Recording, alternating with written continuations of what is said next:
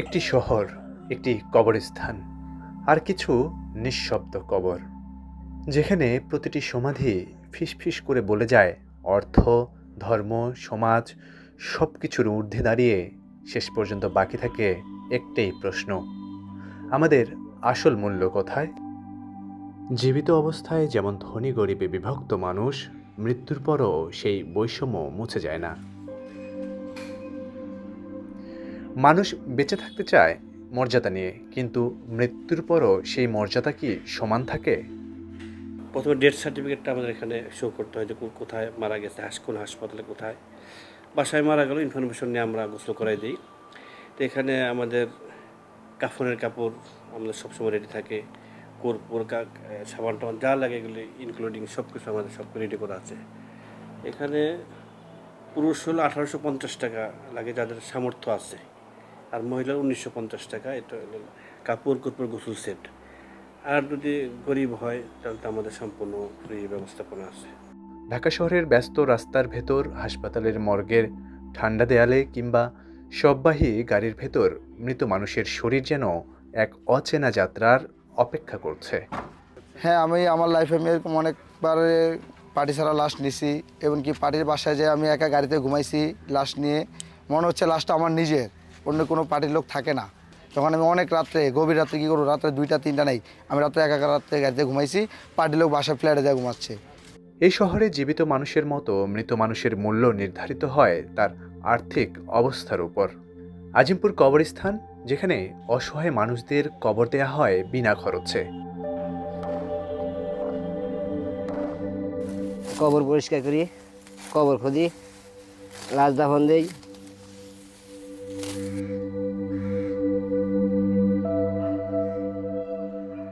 এটা হইতেছে আজিমপুর স্থানীয় কবরস্থান। এটা অনেক পুরাতন কবরস্থান। এটাকে আর কি পুরাতন কবরস্থান বলেই সবাই চিনে।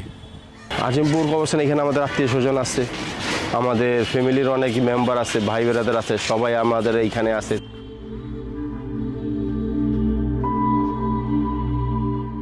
আর 1000 টাকা আছে আপনার। আপনি যে আজিমপুর কবরস্থানে মাটি দিয়েছেন, আজিমপুর কবরস্থানে যে মাটি দিয়েছেন, সরকারি যে একটা আপনার আছে, ওইটার জন্য আপনার 1000 টাকা সরকারি ফি। তাই গড় পড়তায় আপনার দেখা যায়, আমার মনে হয় যে কন্ট্রাক্টর আনছে এর 100 টাকা 120 টাকার বেশি লাভ হয় না। তো এখানকার একটা আলাদা রেট আছে। যেমন ধরেন সরকারি রেট আছে 2500 মতো। এই 2500 টাকাতে বাঁশ, চাটাই এবং এখানকার যে ইয়েরা আছে যারা খুদে কবর, ওদের রেট সহকারে প্রায় 2500 টাকা আছে খরচ। কিছু বছর আগে এই রেট বেশি ছিল, প্রায় আপনার গিয়ে 5000 ছিল। এখন যে নতুন প্রশাসন আসছে, তো এরা রেটটাকে একটু কমায় আপনার গিয়ে 2500 টাকার মতো করছে।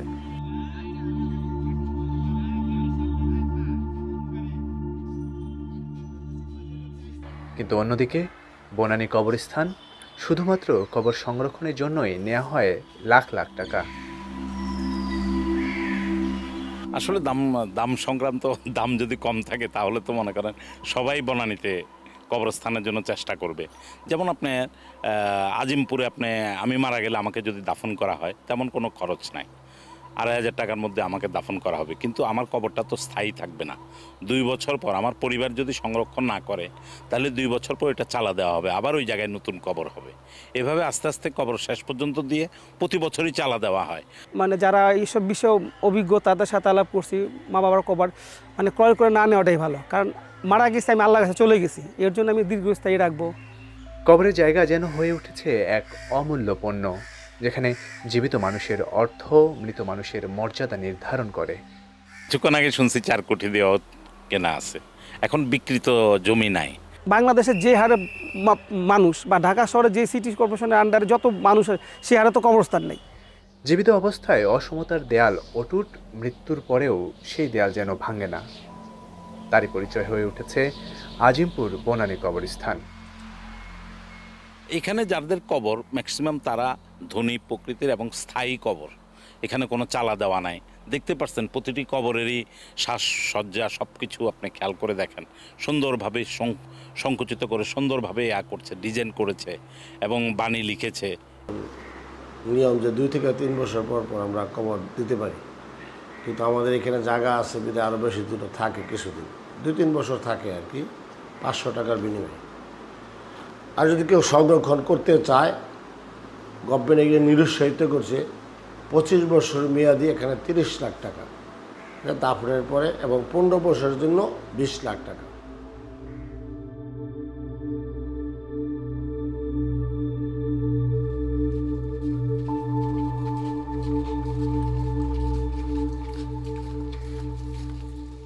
যারা জীবিত ছেলেমেয়েরা, তারা মনের আবেগ যে আমার বাবার কবরটা একটু বেশি দিন রাখবো, সংরক্ষণ করব, পাকা করব।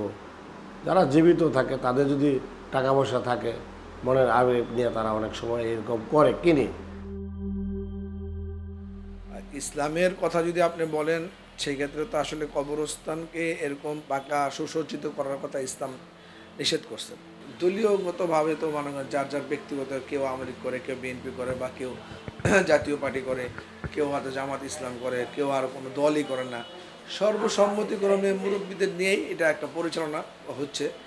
ঢাকা উত্তর সিটি কর্পোরেশনের নীতিমালা অনুযায়ী বনানী কবরস্থানে 15 বছরের জন্য কবর সংরক্ষণ করতে গুনতে হয় 1 কোটি টাকা। আবার সেই একই কবর 25 বছরের জন্য দাম হয়ে যায় 1.5 কোটি টাকা। এখানে তো যারা আম জনসাধারণ আছে, যারা গরিব, তাদেরকে এখানে মাটি দেওয়া হয় না। ওই এক জায়গায় আর কি একটু অল্প একটু জায়গা আছে, সেখানে সাময়িক কবরস্থান, ওইখানে গরিবরাও দিতে পারে, তারপরে ধনীরাও দিতে পারে, কিন্তু মেয়াদ হলো 2 বছর। আর এখানে যারা কবর দেয় তারা কবরটা কিনে নিছে। 25 বছর বরাদ্দ ছিল, যদি কেউ 25 বছর এখানে কবর রাখতে চায় তাহলে তাকে 45 লাখ টাকা দিতে হইতো। এটা হলো 2020 সালের বা 2022 এরকম সময়। বর্তমান 2025-এ যদি কেউ কবর দেয়, এখানে আপনার 4 কোটি বা 4.5 কোটি টাকা লাগবে।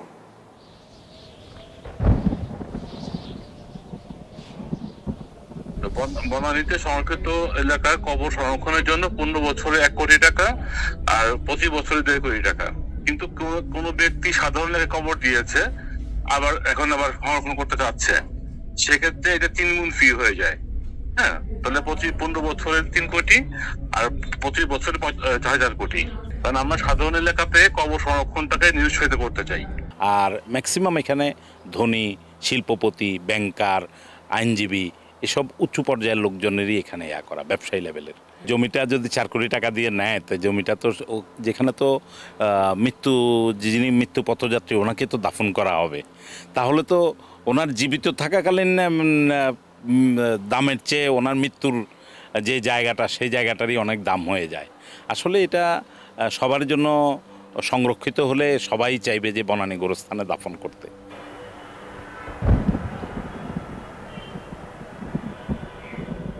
মৃত্যুর পরও যে নিথর দেহ নিয়ে চলে দর কষাকষি, এজন্য তারই প্রমাণ।